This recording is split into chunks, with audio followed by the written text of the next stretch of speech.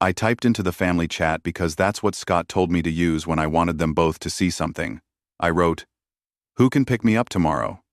The ward was quiet except for the slow beep and the soft shoe squeak of the night nurse. A little while later, Scott answered, "Call a cab. I'm watching the game." Kayla wrote, "Maybe stay one more night. House needs quiet." I stared at the blue light of the screen until it cooled. I didn't write back. If you've ever sat in a room waiting for a reply that never comes, you'll understand the rest of this. Stay with me and subscribe so you don't miss what happened next. Morning at Dallas General had a dry, clean smell like rain that never comes. The bed rails were cold even through the blanket. "Doctor." Carter checked the cut on my chest and said I was healing fine. "Just move slow, take the pills on the schedule, keep the bandage dry." She had a patient face and warm hands. "You've got people to get you home?" she asked. I said, "Yes, ma'am," because I didn't want her worrying on top of everything else. Before she left, I told her I'd send a proper thank you when my hands were steadier. She smiled. The staff would like that. My locker was empty except for the hospital bracelet and a plastic cup with Archer scrawled in black marker. Across the hall, a man had balloons taped to his door, big silver "Get Well" letters that bobbed and clacked. Someone laughed in there, a sharp, happy sound. I kept thinking maybe Scott meant he'd come later, after the game. Maybe Kayla was kidding. We kid in our family. Or we used to. I sat in the chair by the window for a long time, watching the parking lot. Sun lay flat on the rows of cars. A nurse pushed a cart of blankets. A security guard waved at a little girl carrying a teddy bear almost as big as she was. I kept my bag at my feet and my coat over my knees, the way my mother taught me on bus rides. Keep your things together. Toward noon, the discharge lady handed me a stiff envelope and a list of pills. "You're all set," she said. Her nails were pink and neat. "Wait in the lobby, someone will get you." I almost said, "Someone who?" But I nodded and walked slowly, holding my side. The world too bright. The lobby had that coffee smell that isn't really coffee, more like toasted dust. A man in work boots hugged his mother and carried her bag. A woman in scrubs handed a baby to a granddad, who bounced it and cried at the same time. I texted again. "Here now." No answer. After a while, the guard propped the door for me, and a breath of cold air touched my face. I sat on a bench marked "Patient Pickup" and tried to think of something friendly to say when they finally pulled up. All morning I told myself not to make trouble, not to pick at old sores. Then my phone made that little bird noise Scott set up for me. A note from the bank. A charge for a pizza place by our house. Then another something called Streambox. Then a small one I didn't recognize at all. I looked at the times. During my surgery, my thumb left a smudge on the screen. I'm not a computer man, but even I know when numbers don't sit right. I took off the bracelet because the plastic itched, and I pressed it flat against the discharge papers like a pressed flower. The sky outside had gone white, too bright to look at. The bench was cold even through my coat.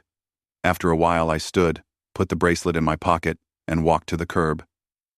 The guard stepped off his spot and whistled for a cab. He held the door and said, "You okay, sir?" I said, "Yes, sir. Thank you." The cab smelled like pine and old French fries. The seat was cracked and sticky where the sun had split the vinyl. We pulled away slow, and I watched the hospital doors shrink, and the people holding each other, and the balloons bump at the ceiling. My phone lay heavy in my lap. I tried to think of something that wasn't the numbers. My houseplants, maybe. The kettle. The chair by the window where I like to sit with a cup when the light is soft and the street goes quiet. We rolled through a patch of oaks, leaves rattling like dry paper. The driver asked where I lived, and I told him. Then I kept quiet. I didn't want to say my son's name in front of a stranger. I didn't want to hear how it sounded. When we turned onto my street, I saw my mailbox door was open, mouth gaping. I saw our trash can dragged halfway down the drive, lid canted like a loose tooth. The house looked regular from the outside. The front steps were still chipped where Scott said he'd fix them. A little wind ran through the dry grass and moved nothing else. I paid the driver and took the receipt like it might matter later. The key was cold and gritty in my hand. Inside, the house smelled like takeout and something sweet energy drink. I learned the smell after they moved in. On my kitchen table, cups, a ring of sticky soda, a torn napkin, my name mail, stamped 3 times on a bill. The vase where I keep flowers was empty and dusty. Downstairs, bass thumped through the floor like a slow heartbeat that wasn't mine. I set the discharge envelope on the counter and breathed through my nose until my chest stopped pinching. I opened the phone again. Numbers like little bites. Small, but added up. The times lined up like fence post the hours I was open and asleep. I'm not a man for shouting. I don't know where to put it. Instead, I pulled a notepad from the drawer with the rubber bands and wrote the amounts, one under the other, in my old block letters from shop class. I poured a glass of water, and it tasted like the refrigerator, cold and a little tinny. Somewhere outside, a kid laughed, bright and fast, and a dog barked twice. The world went on like normal. I stood there with my hand around the glass until the sweat ran down my fingers. That's when I saw the folder on the hall table, not mine. Shiny paper, a big smiling building on the front. Golden Acres, a place to call home. The forms inside were filled with my name, my birth date, someone else's email written on the line. I sat down very slowly, the chair complaining under me. I smoothed the paper open. I read my name again and again until the letters went soft. The clock over the stove ticked in that hollow way, like someone tapping a jar with a spoon. They rolled me as far as the door and left me at the line where they have to stop. The cold air in the entryway felt good and clean. Families idled at the curb, waving to each other. No one waved to me. I raised my hand for a cab like a man calling a dog, and one glided up. That's enough about the hospital. The cab smelled like pine trees and old grease. I laid my hand flat on the seat because it was tacky. The driver watched the road. Between the hospital and my street, my phone chimed 3 times little notes from the bank. Small charges stacked like pennies. I wrote them on the back of the taxi receipt, with the pen I keep clipped in my wallet. I'm not a computer man. I balance with a pencil. At home, the air had last night's pizza sitting in it. On the stove, a pot wore a red ring where sauce dried. My chair by the window had a hoodie thrown across it, and a game controller peeking out like a turtle. The vase on the table was empty and dusty, a pale circle where water should have been. From the basement, the slow bass pushed up through the floorboards. On the hall table, a glossy folder waited. Golden Acres, a place to call home. Inside, my name was written neat, as a label on a jar. The pages were fresh and slick. Tucked under them lay a sheet hurt a little at the edges from a printer's teeth. The top said in big letters, Power of Attorney. The paper was still a touch warm. I don't know all the parts of that form, but I know enough. It called me the principal. It picked an agent. On the agent line, in tidy letters I didn't recognize, someone had put, Scott Archer. For contact they'd typed, R. Hale. Care at a thing that looked like my name wearing a mask. I stood very still until the room stopped shifting. Footsteps on the basement stairs. The door opened a crack, and Scott's face appeared, pale from screens. Hey, you're back, he said, like I'd returned with milk. The smell of dust and plug-in flowers slid into the hall. We're heading out. You need anything? His eyes slid past the folder. I'm fine, I said. The stitches tugged when I spoke. There's papers here. With my name. That? Kayla found a place for later. You know. Help. He pressed the word small. We'll talk tonight. You should rest. I didn't say, where were you at noon? I didn't say, who's been buying pizza with my name on it? The door swung shut. The base went up, then down. I set the POA sheet beside the discharge envelope, then reached for the notepad and copied the bank amounts under yesterday's date. Pizza. Show. For the one I didn't know, I drew 2 question marks and boxed them. The pencil squeaked. My hands left light dents in the paper. I called the number on the back of my bank card.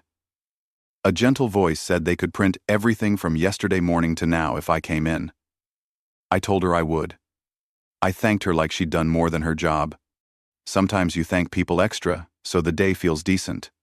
Outside, a scooter rattled on the sidewalk and a mother called Helmet. Across the street, Mrs. Patel lifted a bag of clippings and set it careful at the curb.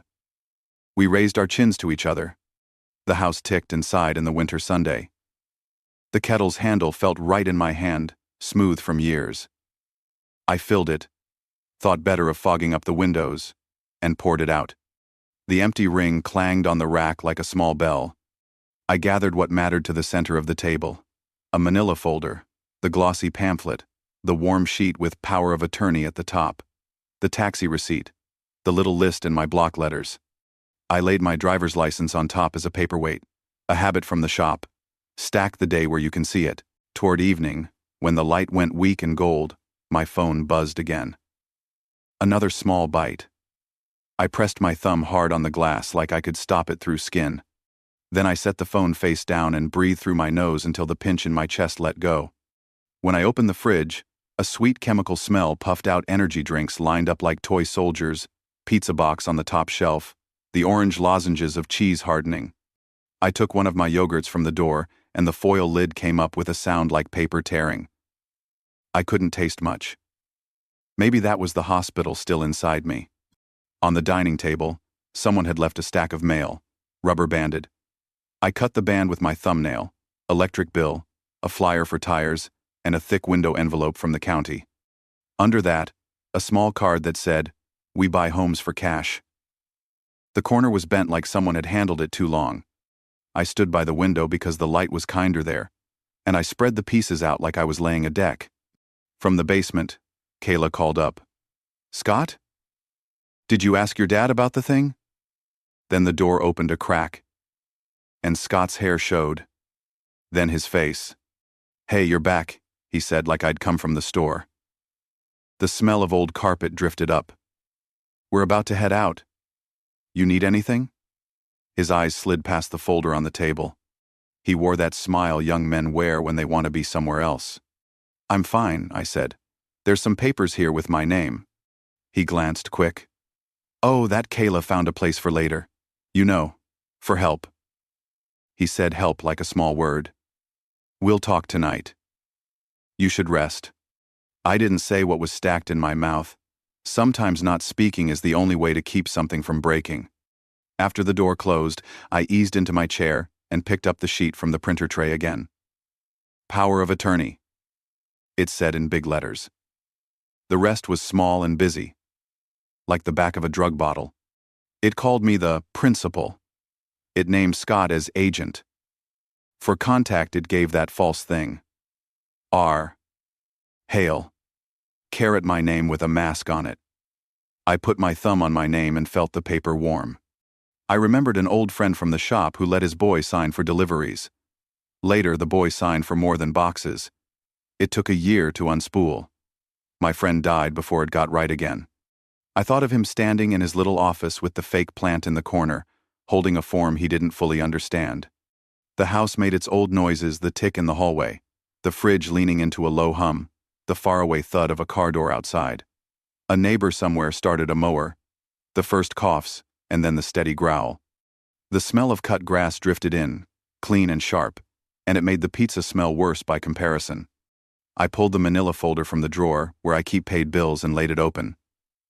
The cardboard was smooth from years of use, corners rounded. I slid the Golden Acres forms inside, along with the printed sheet. Then I took down the shoebox where I keep old keys, and my father's watch, heavy steel, face scuffed. My hands weren't steady, so I sat and took a breath before I touched the watch. The metal felt cool, faith-keeping. I wound it twice, though it hasn't worked in years. I don't keep a big desk. I've got the table, so I put what mattered to me in the center: discharge papers, the list of charges I'd written, the folder, the old watch, the taxi receipt. I put my driver's license on top like a paperweight. Stack the day where you can see it. Late afternoon, light crawled across the floor. A small plane droned. If the wind is right, we get them. Somewhere behind my house, children argued, then made up fast, the way kids do. Mrs. Patel's wind chimes gave a small, polite sound. I reached for the phone. Mark Feldman's number was still in my contacts from that old fence fuss that turned into nothing. I left my name slow and clear for his assistant, then said words I never thought I'd say. I need help with some papers my son left on my table. The kettle caught my eye, shiny and simple. I filled it, clicked it on. The small rush of water and the click of the switch were peaceful, like two pebbles dropping in a pond. As the water warmed, the phone lit up, bright in the dim kitchen. Mr. Archer, this is Angela Ruiz from Channel 8. Dr. Carter mentioned you wanted to thank the staff. We're doing a small story on recoveries. Would you be willing to say a few words on camera? My heart gave a small jump, the good kind. Yes, I said. I'd like that. After I hung up, I thought of Scott and Kayla seeing me on the evening news, standing in the place they didn't come to. I didn't feel spite. I felt something like steadiness, like the old shop floor under my boots. The kettle sang, thin and high, and I turned it off before it worked itself up. Steam haloed my face. I lifted the cup and held it between my hands. A text slid onto the screen from Scott. Don't talk to anyone. I set the phone face down. The light drained out of the window and the room went the color of a bruise. The old answering machine blinked red, the way it does when I forget to check it. I pressed the button, and it coughed up a man's voice I didn't know. Kayla? This is Travis, with Lone Star Realty.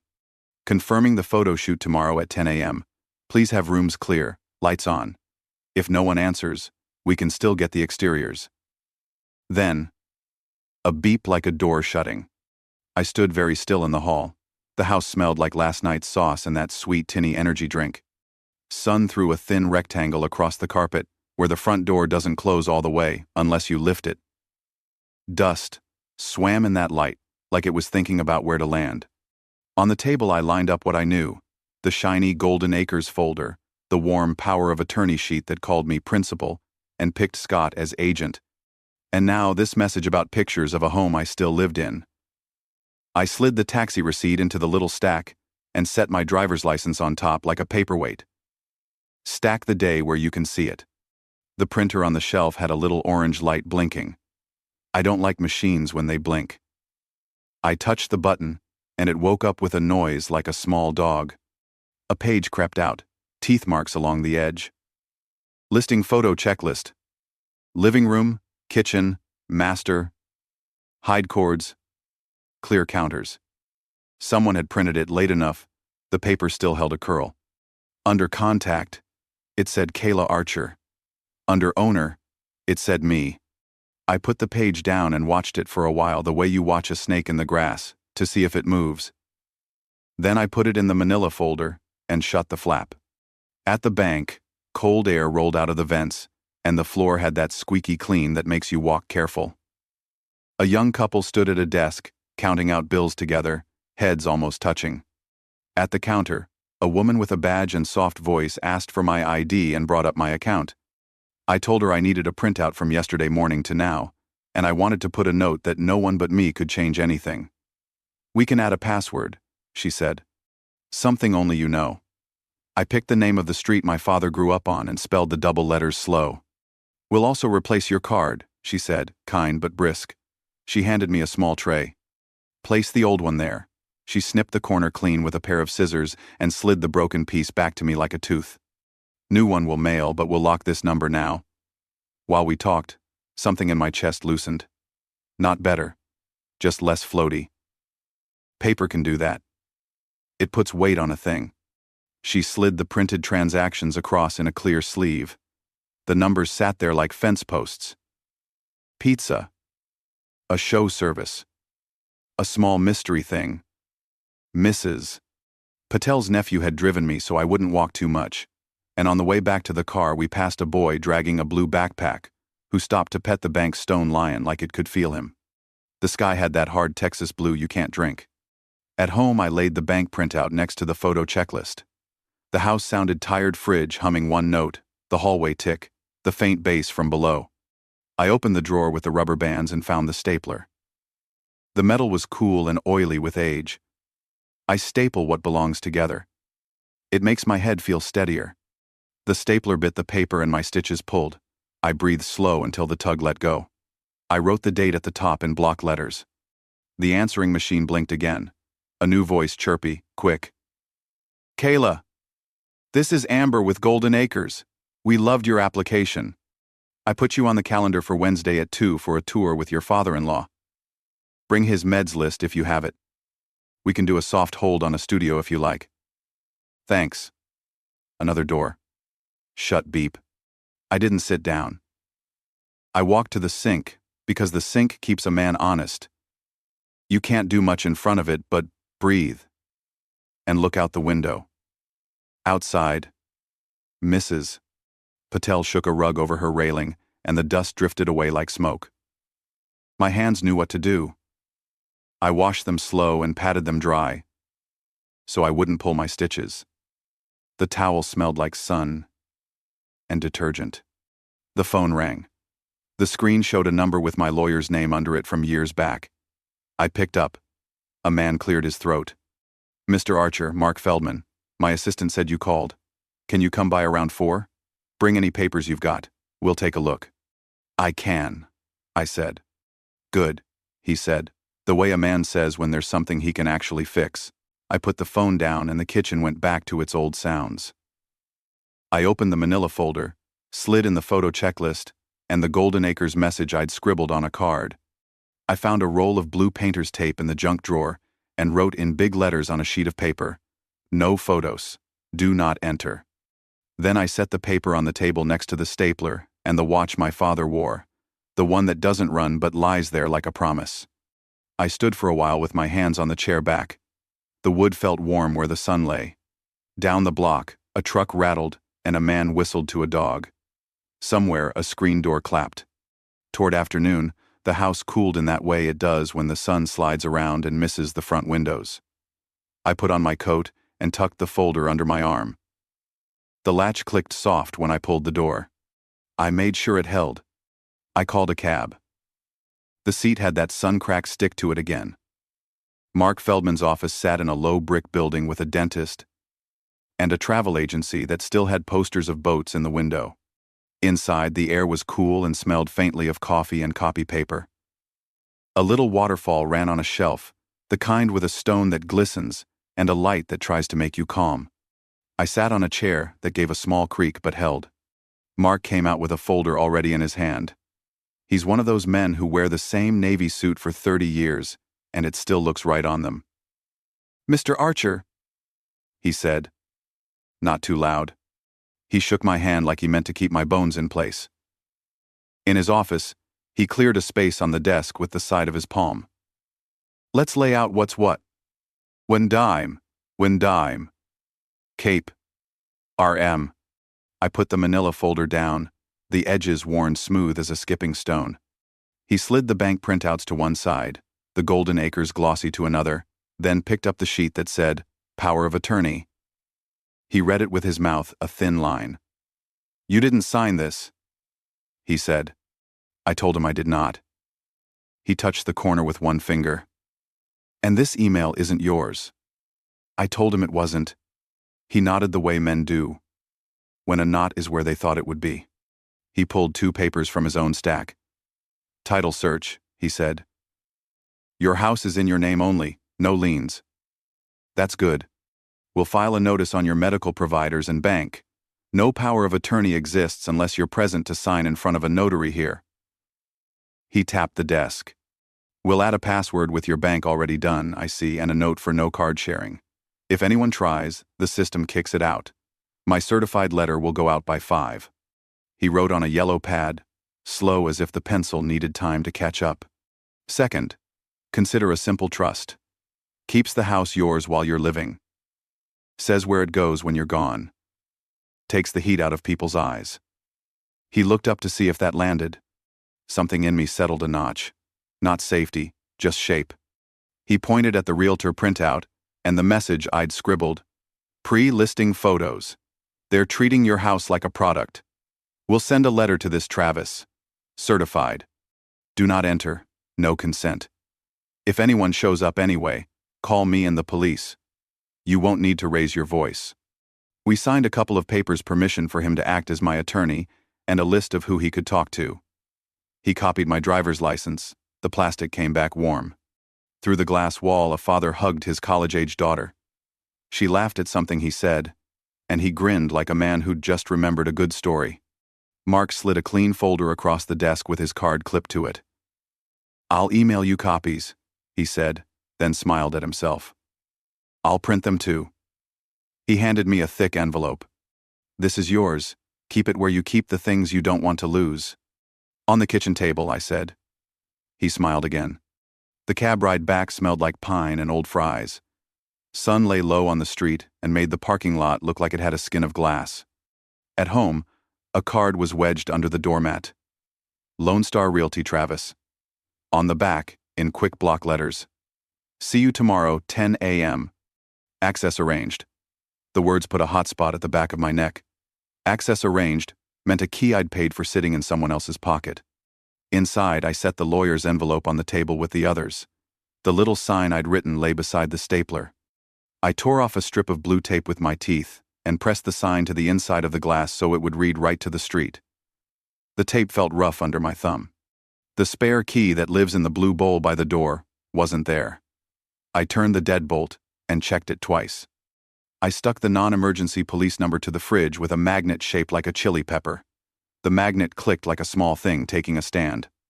The phone buzzed with a new message from a number I didn't know. "Hi, Kayla. Photo team can shoot, even if owner is out. Yard shots at 10, then we'll try a few interiors if door is open." A little bubble under it said Kayla had liked the message.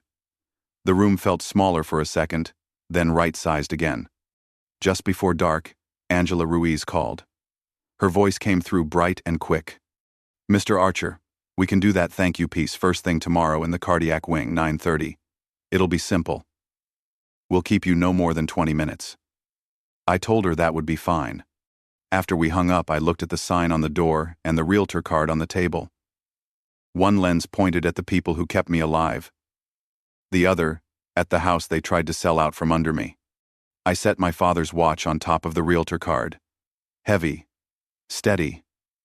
The metal warmed under my palm. The house clicked as it cooled. Somewhere, a neighbor's wind chimes gave a small voice. Down the block, someone laughed. Then another voice joined it.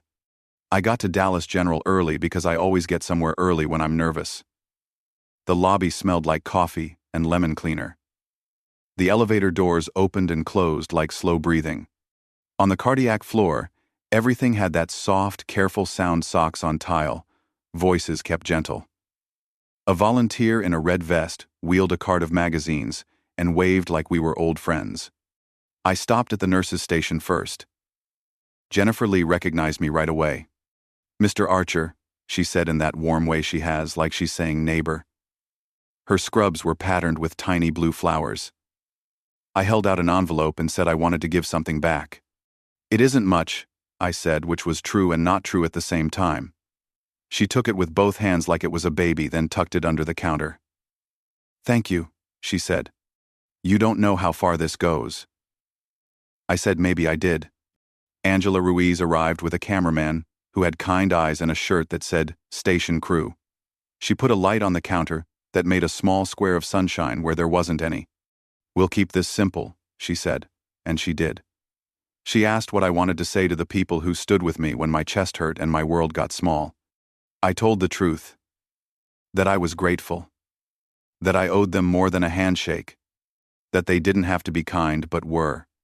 While we filmed, a family passed behind the camera carrying a bakery box with a frosting cloud showing through the plastic window.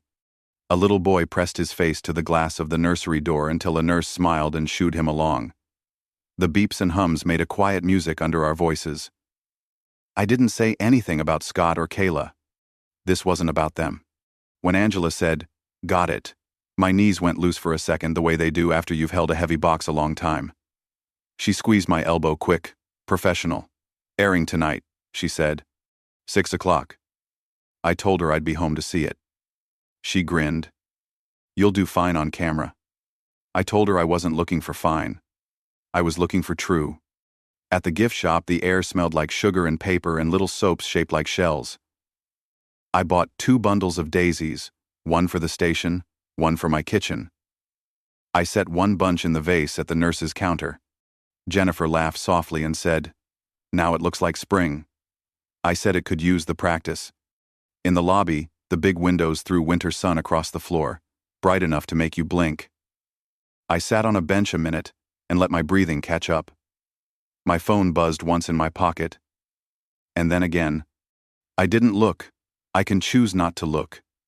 When I stood, my reflection in the glass looked like some other man for a moment, then clicked back into me. Outside, the air had a clean bite. The cab smelled like pine and old fries, and the dashboard rattled a little, a friendly sound.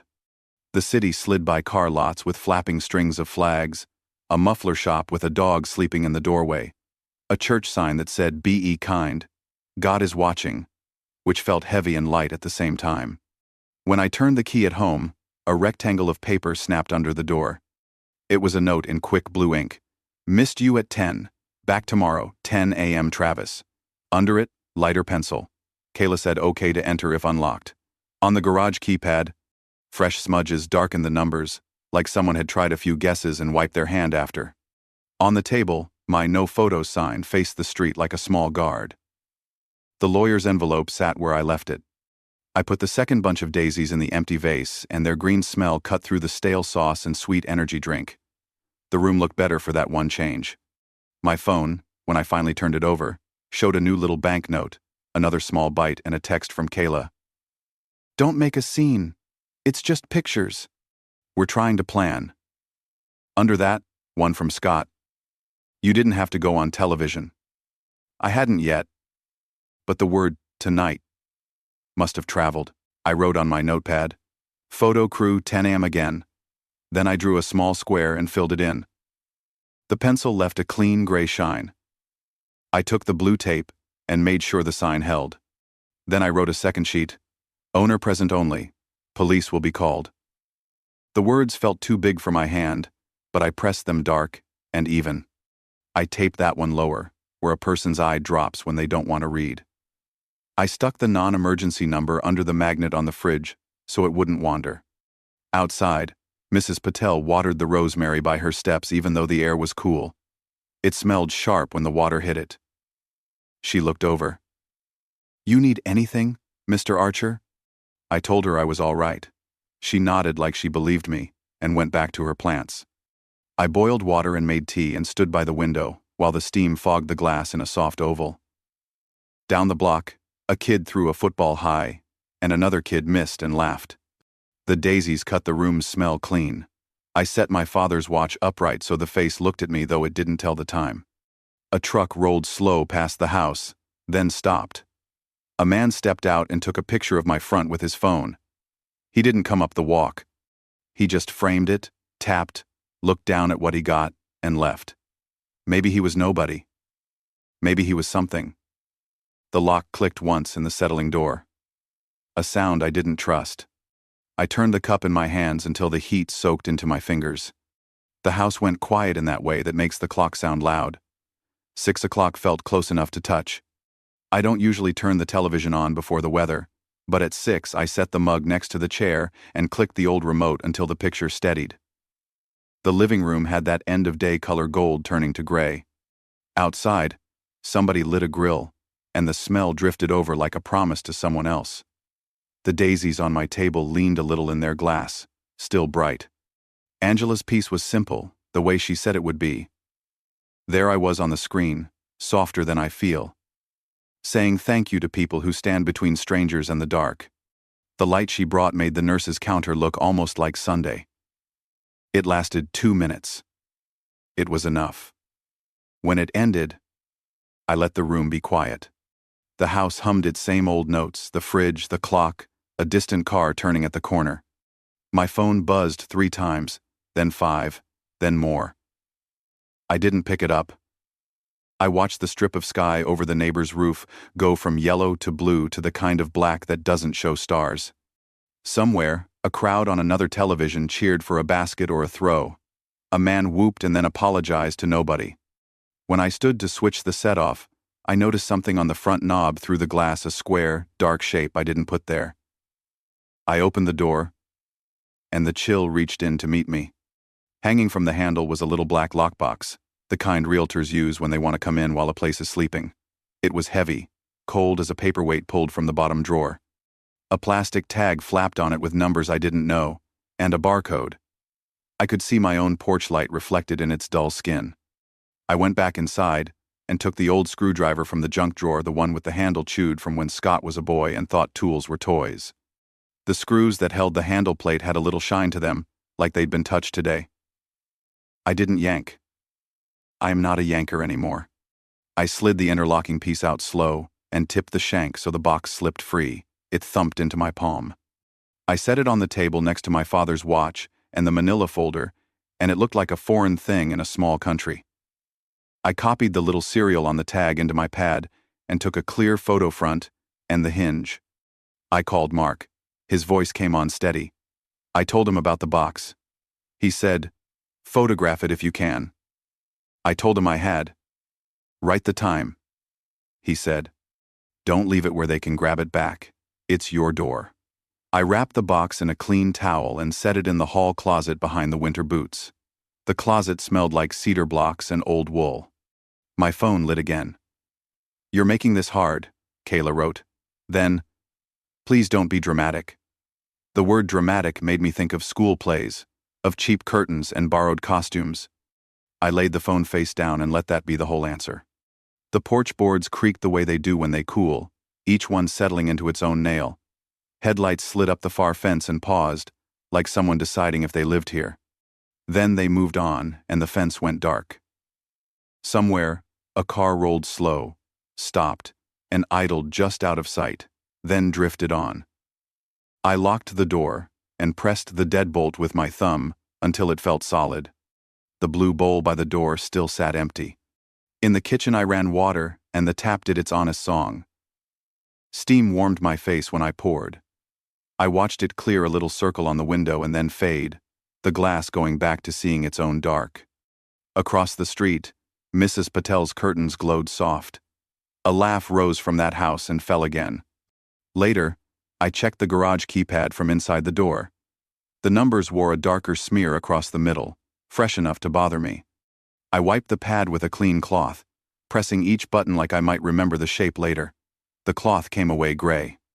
Before bed, I wrote on my notepad, "Television done. Lockbox taken.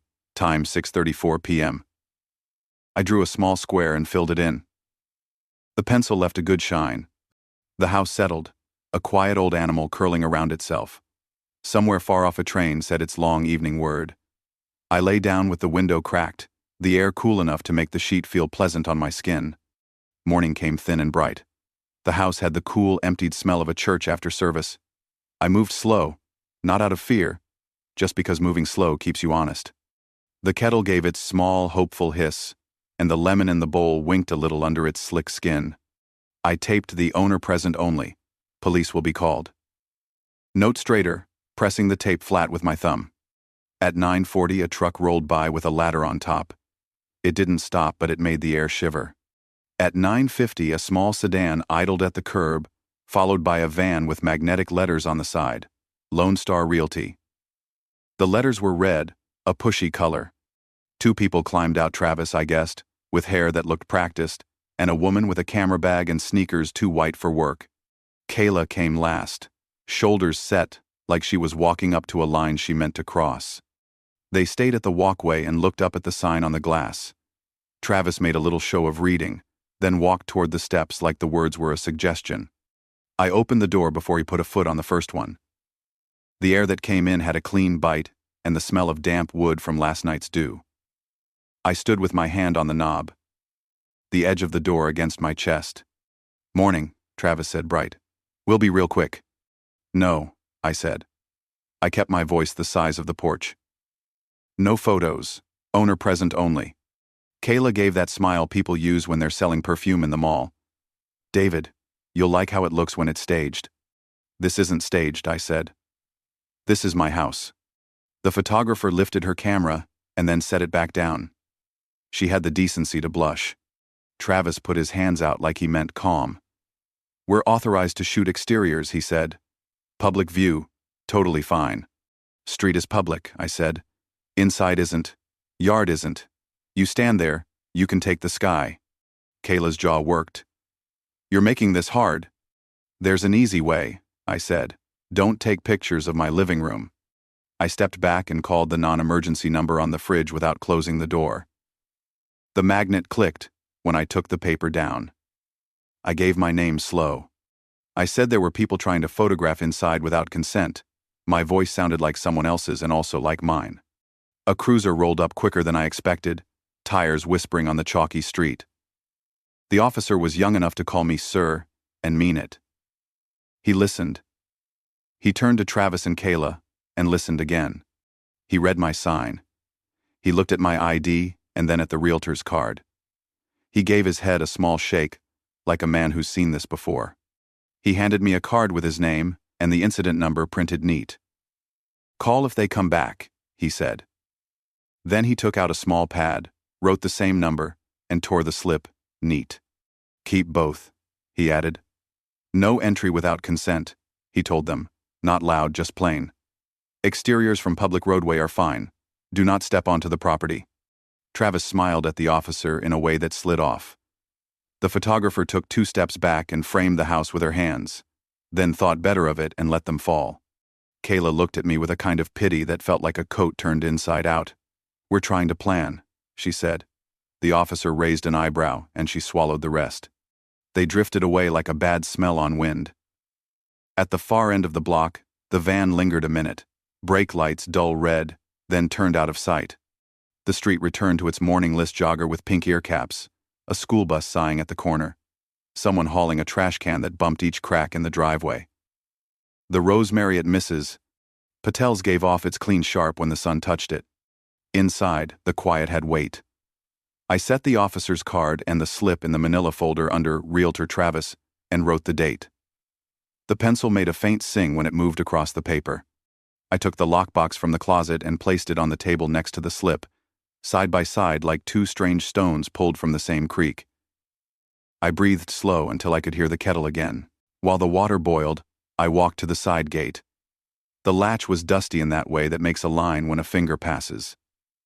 Today there were 2 new lines, as if someone had tried and failed and tried again. I palmed the wood. It was cool still, the night not fully out of it. I slid the bolt and it thudded home. On the concrete, there was the faint oval of a shoe, pointed toward the backyard. Maybe it was old. Maybe it was this morning. The sun hadn't decided. Back in the kitchen, I poured the tea and squeezed lemon. The steam fogged the glass in a fat oval and made the winter world look like a painting left in the rain. Across the street, a man in a suit kissed a child on the forehead and then hurried to a car. The child stood a second longer with their hand up like maybe the wave could keep him home. The phone buzzed. "You called the cops on us," Scott wrote. Then, "We can't talk if you're going to do that." I set the phone down without answering and slid the incident slip under the watch so the corner stuck out. A small flag. After they left, I wrote, "Rekey. Change garage code." I set the note under the magnet so it wouldn't wander. My hand brushed the stapler, and it made that solid clunk against the table. I thought about how a stapler takes 2 things that want to live apart and makes them live together. I pressed my palm on the cool metal until my fingers stopped trembling. Toward noon, the light moved up the far wall and rested there like a blessing. The house was still mine in the way a shirt is mine worn to my shape. Kept clean as I can. Not for sale. The mail comes late on my street after lunch most days. I heard the lid clap and the soft thunk that follows when something heavier than coupons lands. The house smelled like lemon and tea, and a little like the cold that snuck in every time I checked the lock. I wiped the counter with the edge of my hand so crumbs wouldn't stick to the envelope when I opened it. There was a green-striped, certified slip tucked behind a grocery flyer, one of those that asks for a signature, the thin pen tied to the clip, the mailman waiting polite on the step. He said my last name like a question, and I said, "That's me." He watched me sign like it mattered, and I guess it did. The envelope was thick and stiff, the kind lawyers buy. The corner had a small crush where some machine had grabbed it and let go. I carried it to the table and set it next to my father's watch and the incident slip. I used the butter knife because it won't bite the way a letter opener does. The paper inside scraped like dry leaves. The heading was heavy and sure of itself. Petition, it said. And then a string of words that felt like a hand on my shoulder. That wasn't kind. Temporary guardianship, best interest, safety concerns. I read the names Scott Archer and Kayla Archer, petitioners. I read the reasons. They were small and soft at first: recent surgery, needs assistance, and then sharp, questionable decisions regarding finances and residence. Behind it, someone had stapled a still frame from last night's news, the nurse's counter, my hands in the shot. A red pen had circled my face as if I might be hard to find. The hearing date was fast. Friday, 9 in the morning, courtroom 3, B. Judge Mills.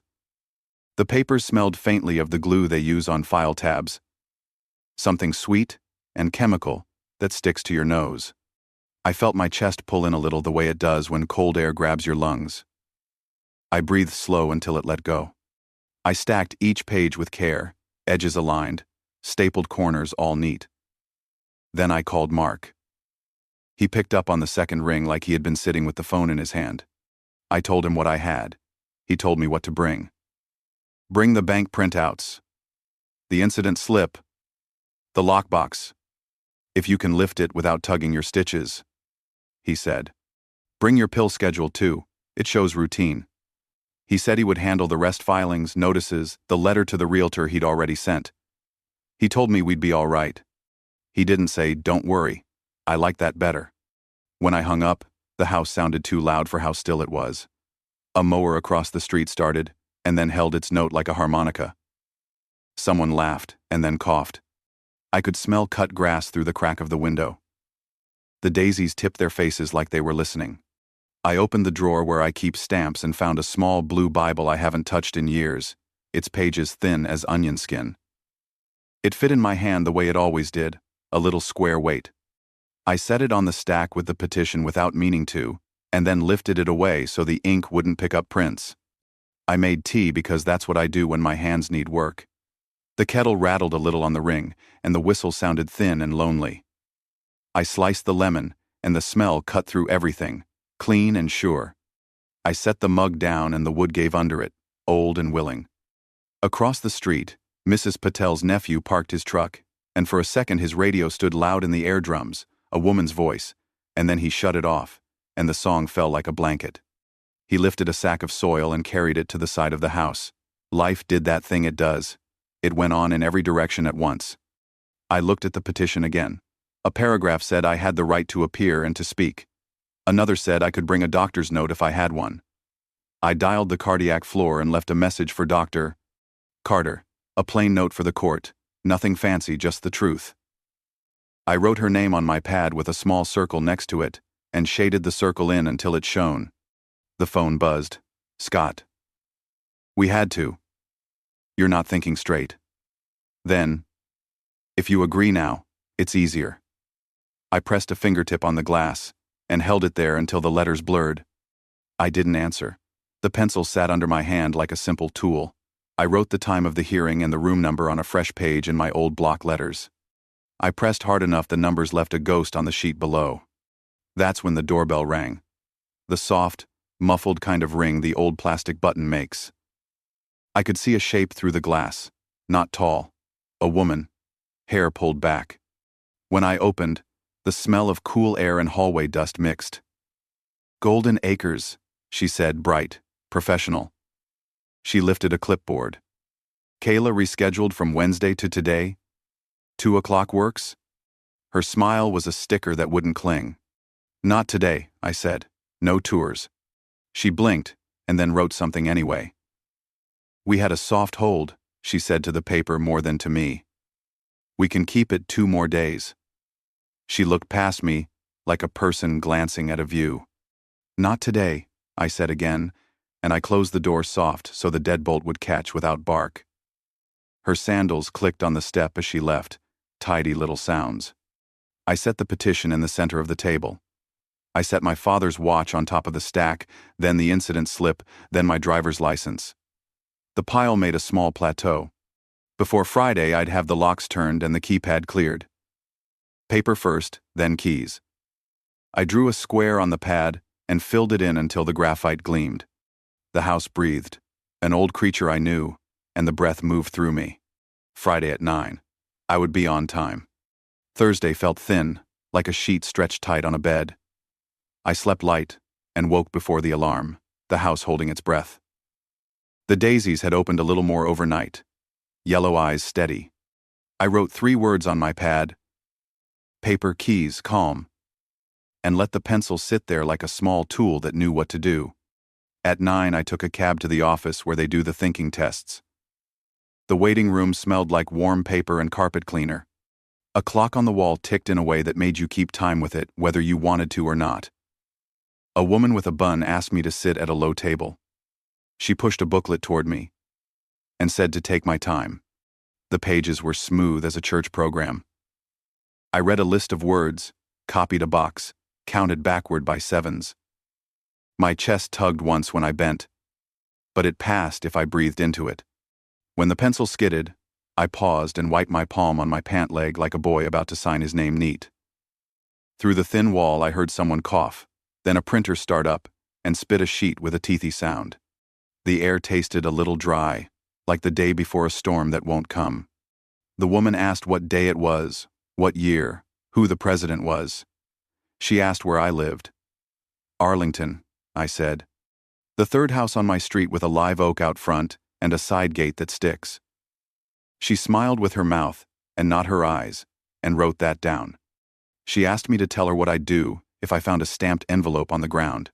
See where it's headed? I said. Put it in the right box. She nodded as if I'd handed her something delicate, and she was deciding where to set it. After the booklet, she said we were done. She typed for a while, the keys clicking soft like rain on foil. She printed a page and signed her name at the bottom. You're oriented, she said. You can manage your affairs. She didn't say good job. I didn't need her to. I walked slow to the elevator and pressed the button with my knuckle. The cab ride back smelled like pine again, and old fries. We passed a place selling flags and a man on a ladder hanging wind chimes that looked like silver fish. They made a sound like ice in a glass.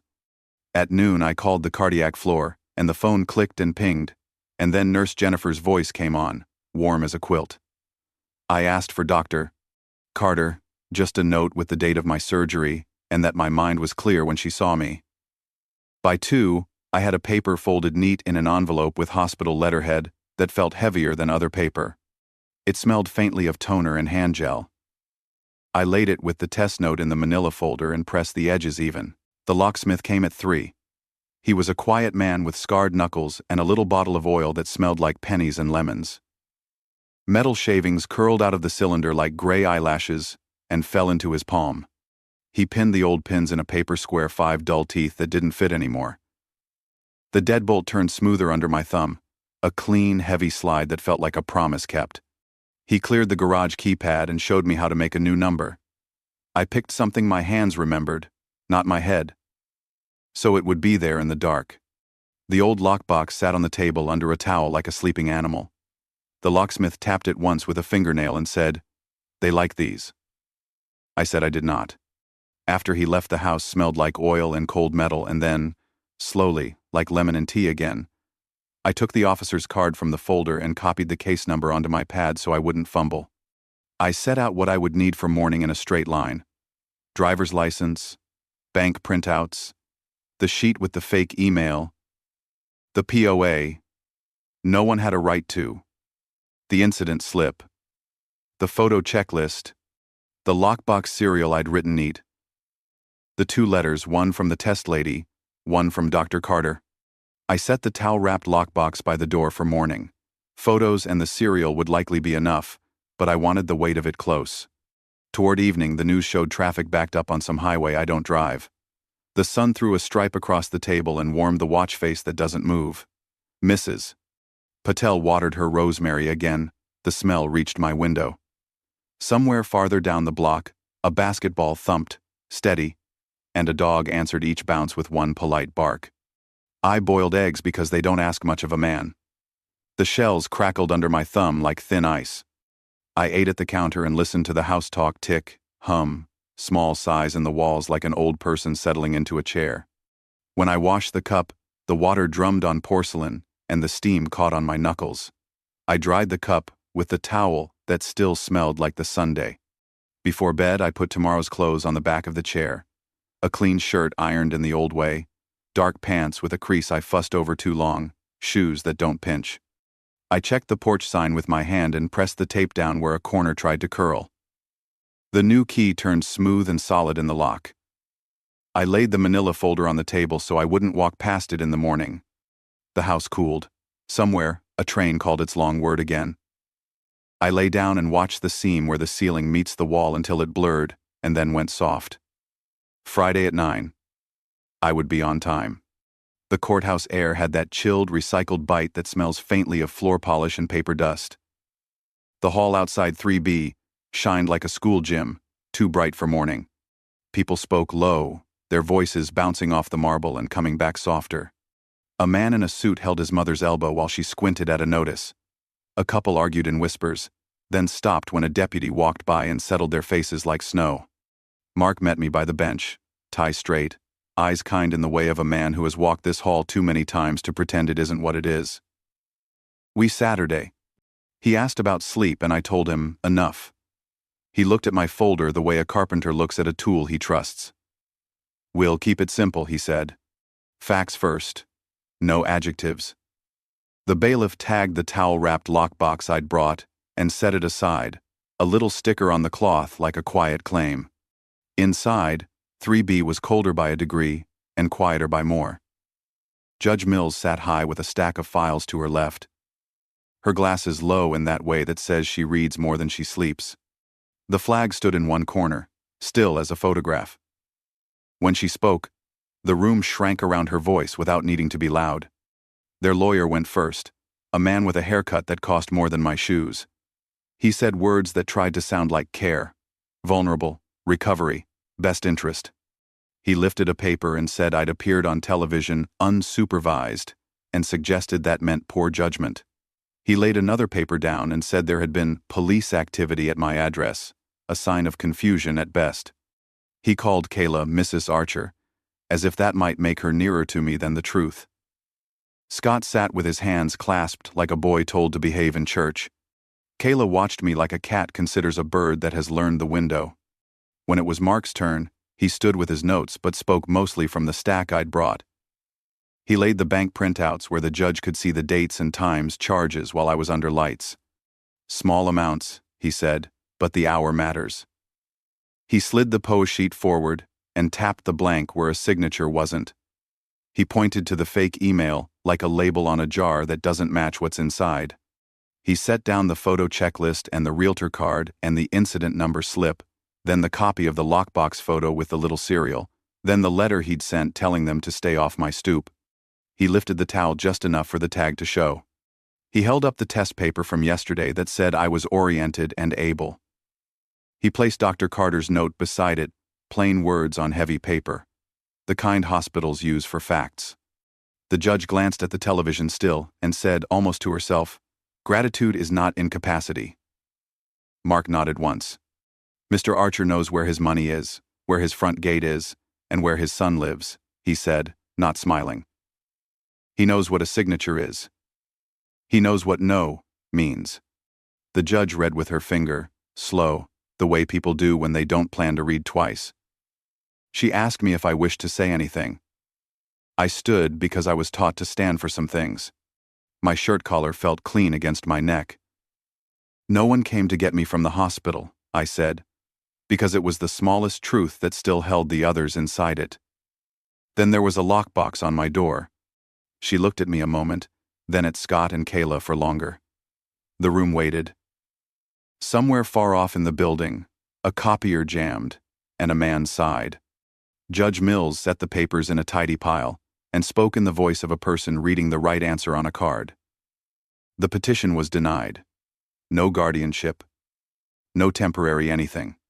She told them that access to my home without consent would be trespass, that elder safety begins with listening, that if they wish to help they should start with asking.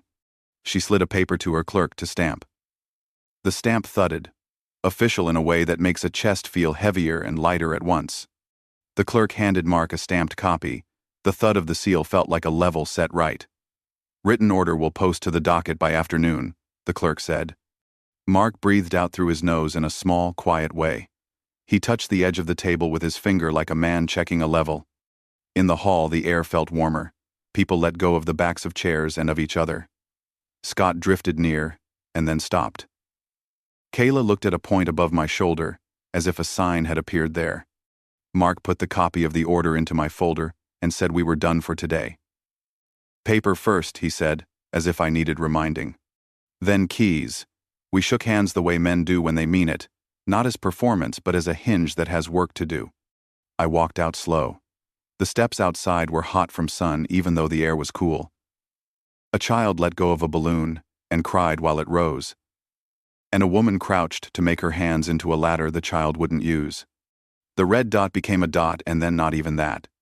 My phone vibrated. A message from Scott. "Dad." Then a space. Then, "Can we talk?" It wasn't a question in the way he typed it, but I read it as one. I put the phone in my pocket and let it be warm there while I watched the street for a moment longer than I had to. We chose a place where the cups come thick and white, and the sugar lives in little paper jackets. I sat facing the door without meaning to. The bell over it made a sound like a fork tapped against a jar each time someone came in. The air smelled of beans and toast and the orange cleaner they use on tables when the breakfast rush is gone. Scott arrived without Kayla. He looked younger without her next to him, or maybe just smaller. He didn't reach for my hand, and I didn't offer mine. Saturday. The cups sweated faintly in the warm room and made wet rings I wiped with my thumb. A girl with a nose ring asked if we wanted anything else. And we both said no at the same time, then thanked her like we were in a play. He didn't ask for money. I didn't offer. For a while we listened to the hiss of steam and the scrape of a chair on tile. "I'm not here to ask for anything," he said finally. His voice had that thin edge it gets when he's trying to sound like a man. "Good," I said, and left it there. The coffee tasted like earth and smoke and something sweet at the end.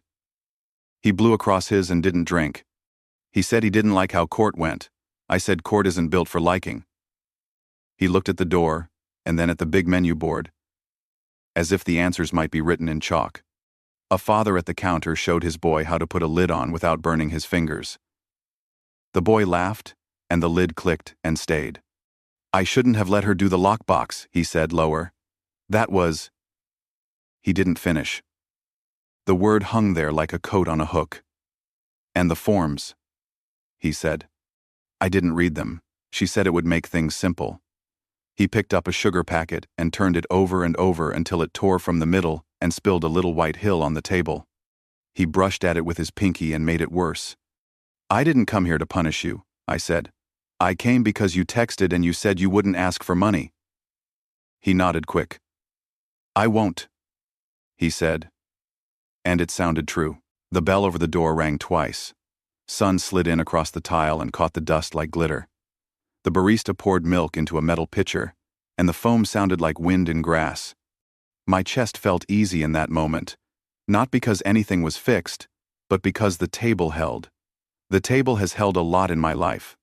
Scott said he and Kayla were going to stay with her sister for a while. He said it like a plan he'd decided on, even if it had been decided for him. "Good," I said again. He looked at my hands, and then at the clock, and then at my hands again. "I'm still your son," he said. I said, "I know." We sat with that between us. He told me a story about a job he might get, something with deliveries where the van is provided. He said the hours were bad. I said bad hours are often the ones a person can get at the start. He nodded, and the nod looked like a boy's thank you dressed up as a man's agreement. When it was time to go, he reached into his pocket and I thought he might leave cash, a wrong gesture, but he pulled out the keys to my house, the ring with the blue fob, the copy he took when he moved down to the basement. He set them on the table between us without looking up. The metal clicked, and the sound made a clean line in the air. I put the keys in my pocket, and they sat there heavy in a way that felt right. Outside, the day had that flat winter light that makes everything honest. The parking lot smelled like oil and toast from the vent.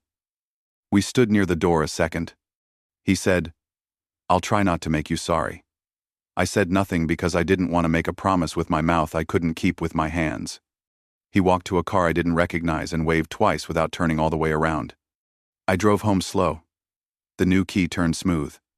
The sign on the glass looked tired, and I took it down, folded it once, and slid it into the folder under Realtor Travis. The daisies finally looked like they might quit. I trimmed their stems, and they perked as if willing to try one more day.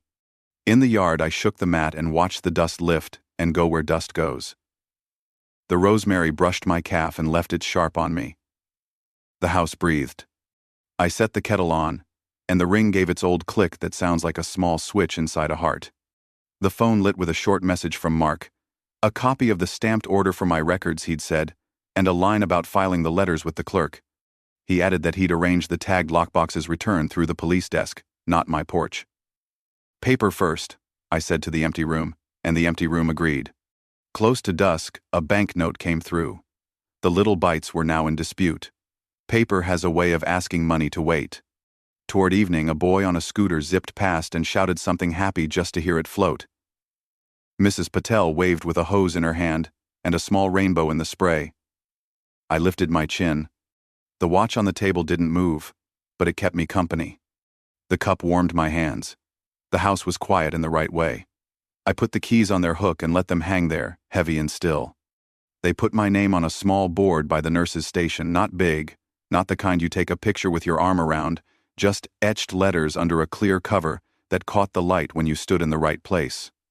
The hallway smelled like hand gel and hot plastic from a coffee machine that had been working since dawn. Someone had tied a ribbon across the top, and someone else snipped it with office scissors that squeaked. Jennifer Lee clapped once and then looked embarrassed about the noise. "Thank you," she said, like I had done something difficult instead of something plain. I told her what I told the camera before: kind doesn't have to be, and I notice when it is. The daisies I'd left last time had been replaced by tulips that leaned their heads together like they were telling each other something. A volunteer handed out little cups of sparkling cider that smelled faintly like apples and metal. Angela Ruiz stood off to the side with the same cameraman, no light this time, just the red dot by the lens that blinks when a thing is being kept. "Just a beat for the 6, she said, not to me but near me. And then to me, 2 lines if you want." I said 2 lines. I said them soft. The red dot went out, and the cameraman smiled with his eyes. When I turned, Kayla was near the elevator, hair neat, lips pressed like she tasted something sour, and didn't want to show it. "He's manipulating public sympathy," she told Angela, quick, as if the sentence had been waiting in her mouth. Angela tilted her head, polite as a teacher who already knows the answer. "Today is about the nurses," she said, and turned back to a shot of the board catching the light. I didn't look at Kayla. My body remembered before my mind did. Don't feed a fire. The elevator doors opened with a mouthy sigh and closed on whatever expression she was going to make next. I let the elevator keep her words. I had nurses to thank. The sound the doors make when they seal soft rubber on edge stayed in my ear. I bought a muffin from the lobby case because it was the sort of small sweetness a morning can hold. The sugar crust crunched under my teeth and tasted like a fare in a past life. When I stepped outside, the air was clean and thin, and the sun threw hard light on every scuff in the sidewalk. The newspaper box clanked when a man let it fall. A bus hissed and settled and then lifted again, old animal breathing. On the ride home, the cab rattled over a seam in the road that always makes a drum out of the trunk. We passed a church sign that had changed its words. "Do the next right thing. Alabama L. The little ones count." I don't know if I believe signs, but I read them. At home, I set the fold of paper from the hospital just a thank you note, with their letterhead in the manila folder under the 2 test pages and the stamped court order. The folder looked fat now, the way a wallet looks when it holds more than money membership cards, old photos, a receipt from a thing you can still taste. A message blinked from Golden Acres. The soft hold had expired. I deleted it without saving. The house had the clean smell of fresh-cut rosemary and a trace of yesterday's toast. I rinsed the vase and the stems of the tulips I'd bought on the way back, cut them at a slant, and they drank as if they had been waiting for a chance. The sound the scissors made against the green wet and quick stayed in the air a beat. I set the vase where the sun could find it for an hour, and then leave it alone. My phone buzzed. I saw the board, Scott wrote. There was a space. The kind a person leaves when he's trying to think what comes next. I'm packing some of my stuff from the basement tonight, just clothes. Then, as if he had turned a corner in his head, I'm going to stay at Tyler's a while. We can talk next week. I typed, all right, and erased it. I typed, take what's yours, and erased that too. I put the phone face down and laid my palm on the table until the wood felt warm. Outside, 2 boys argued about whether a shot counted, and a girl with a backpack bounced on her heels and called them both cheaters, and everyone laughed. I checked the new deadbolt with the back of my knuckles and listened to the clean click it made. I opened the hall closet and touched the towel-wrapped lockbox to make sure it hadn't learned to walk. It hadn't. Cedar and old wool breathed out of the dark. Near evening, I looked in on the side gate. The bolt slid with a low, satisfied sound. A cat I didn't know skittered from under the rosemary and left it shaking like a small bell. Down the block, a grill flared, and a man laughed too big at a joke he must have heard before. I made tea and stood with it until the steam went to water and the glass of the window cleared again. On the table, keys on their hook, the stamped order, the hospital note, the manila folder that looked like a small, calm animal at rest. If anyone asked me what I had to show for the week, I would point to these quiet things. Night came the way it comes, steady, not asking. The 3rd stair has squeaked since the year Scott was 10, and thought jumping from the 4th made him taller. I've always meant to fix it and never did because some sounds become the house and you stop hearing them. That morning I heard it twice in a row, 2 careful steps, each with the same small complaint. I set my cup down and waited without calling out. Dad, Scott said at the doorway, not quite a question, not quite a hello. He held a small plastic bin and a paper grocery sack with its handles stretched white. His hair was flattened on one side like he'd napped in a car. He smelled like cold air and laundry sheets. Behind him, the light was winter weak and turned the dust in the hallway into soft stars. I'll just grab the clothes and that toolbox that's mine, he said, then I'll go. He looked at the floor when he said, toolbox. Like the word might roll away if he didn't keep an eye on it. Take what's yours, I said, because that was true and fair. He nodded and set the bin by the couch and went down the basement stairs, each step sounding like a match struck and blown out. When he came back up, he had the red toolbox I gave him when he moved down there, a cheap one, but full enough. He stood by the 3rd stair and tapped the banister post with his knuckles. Still loose, he said, like he was checking the weather. He set the toolbox down and flipped the latches. The metal click made a clean line in the morning. He didn't ask. He took out a driver and kneeled.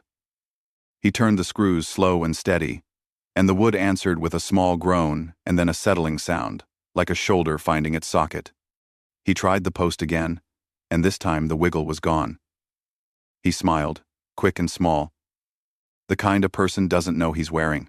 The stair, I said. He lifted the tread and showed me the notch where the riser and the stringer meet. There was dust there like the fine stuff that sits on old Bible pages. He brushed it with 2 fingers and set a small shim where light had been. The stair made a throat sound and then went quiet when he put his weight on it. He bounced once, and it held. It felt like something you fix with your hands because you can, not because you have to. He stood and looked around like a person who knows a room by heart and is trying to memorize it one more time. He noticed the tulips in the vase and nodded at them like it's someone he recognizes, but doesn't know where from. The kettle clicked off behind us, and the smell of steam and metal met us both. Tea? I said. He shook his head. I've got to go. He reached into his jacket and pulled out something wrapped in an old sock. He unrolled it slow. My father's pocket knife lay in his palm, the bone handle worn smooth by a man who counted with it in his hand when he thought. I hadn't seen it since Scott was 16, and walked around the yard learning what a blade can ask of a piece of rope. This was in my tackle box, he said. Thought you might want it back? He didn't look at me when he said it. He looked at the knife like it was a small witness. Thank you, I said. The blade clicked into place and then home again with the same sound it made when I was a boy, and my father taught me to close a thing you don't want to cut you later. Scott lifted the bin and the sack. At the door he hesitated. "Kayla's mad," he said, like a weather report he didn't agree with. "She says I made her look bad." He waited to see if I would say something about that. I didn't. "I'm going to Tyler's a few weeks," he said. "Maybe I'll get that delivery job." He said it like a thing you plant in the ground without knowing the soil. The new deadbolt turned clean. He stopped on the porch and looked at the sign I'd folded and put away. "You took it down," he said. "For now," I said. A dog barked somewhere, and a child answered in the same rise and fall, practicing language on a sound that didn't speak back. He went down the walk without looking over his shoulder. The third stair stayed quiet when I turned back into the house. I pressed my palm to the banister post and it gave me nothing but itself, solid, smooth, the wood warm where his hand had been. I set the pocket knife on the table beside the watch and the keys and the stamped paper like a small member of the same family. The sun found it and woke its dull shine. The kettle breathed a little ghost of steam long after it had boiled. The house kept its old hum and a new stillness. Late in the afternoon I heard the basement door open and then close, and I understood he had come back for the last small thing and then left it alone. The sound it made was the sound of a room remembering what it is without a person in it. Sunday felt honest. The street wore its quiet without showing off. I boiled water, and the kettle did its little shout, and then settled. I poured tea and carried the cup to the porch because the air had that crisp, flat light that makes everything tell the truth. Across the way, someone turned a grill lid and a ribbon of smoke, wrote a sentence, and erased it. The smoke smelled like pepper and fat, and a memory I didn't need to keep. The keys hung where keys should hang. The manila folder lay where a hand could find it in the dark. Mark had called the day before. Set for Tuesday, a simple trust plain paper. My name where it should be. The house promised to stay mine till I don't. Plain feels like a floor that doesn't tilt. I'd also put my name down for a small volunteer shift on the cardiac floor next week. Nothing big, a cart and a hello. I opened the small wooden box on the shelf, the one with the sliding lid that sticks if you push it wrong. The hospital bracelet lay inside, the plastic still a little curled to the shape my wrist had been. I ran a finger over the bump of my name and the date and closed the box. It made a soft wooden kiss. I looked over my shoulder at the third stair and at the banister post and felt my body stop bracing for a sound that didn't come. In the kitchen, the tulips were just about done. I pinched the brown bits off and thanked them in my head for trying as long as they did. The pocket knife lay by the watch, both of them heavier than their size. Down the block, a boy on a scooter made a lazy figure 8, and his sister told him he was doing it wrong, and then showed him how to do it the same way. "Mrs. Patel waved her hose and caught a small rainbow again. She grinned at it like it was a new trick. The mail truck coughed and moved on without stopping. The air tasted like cold metal and tea. I wrote 3 lines on a piece of paper and stuck it under a magnet on the fridge, not a rule sheet, just a reminder to myself. Answer with facts. Keep your copies. Tea before anger. I stood back and read the lines until they looked like they had always been there. The magnet made a little click that sounded like a lid sealing. The phone sat face down. It buzzed once. I let it buzz again, then turned it over. "Tyler's got an extra shift," Scott wrote. "Starting Monday. It's nights." Then a second message. "I'm sorry about the hospital." I looked at the words until they stopped wanting to run away. I typed, "Thank you for the keys," and left it at that. The little bubble showed he was writing, then stopped, then started again. Nothing came through. Sometimes, nothing is the right end to a line. I set the cup down and stepped into the yard. The grass felt stiff, winter short under my shoes. The rosemary touched my ankle and left its clean on me. I shook the porch mat and dust rose and made it slow fall. The sign about photos lay folded in the manila folder. It would stay there. Maybe forever. Maybe not. Inside, the clock over the stove gave that click it gives when it wants your attention, and then keeps it anyway. I wiped the table with a cloth that smelled like lemons and let the grain show. I put the watch back on the stack and the knife beside it and slid the keys off the hook and back again, listening to the ring's quick chime. The house made its old low song. It knew me, and I knew it. The phone buzzed once more. I picked it up. "Game on at 6, Scott wrote. "Cowboys. Tyler's got it on." My thumb hovered over the glass. I typed, "How's the game?" and sent it. The words looked small and right. On the porch, the light thinned and turned the air the color of water. Someone laughed in a yard that wasn't mine. A train said its long word from far away, and the sound arrived in pieces like it had to stop and rest along the way. I lifted the cup and it was warm in my hands. The day didn't owe me anything. It gave me what it had. I sat and let the house breathe, and breathed with it.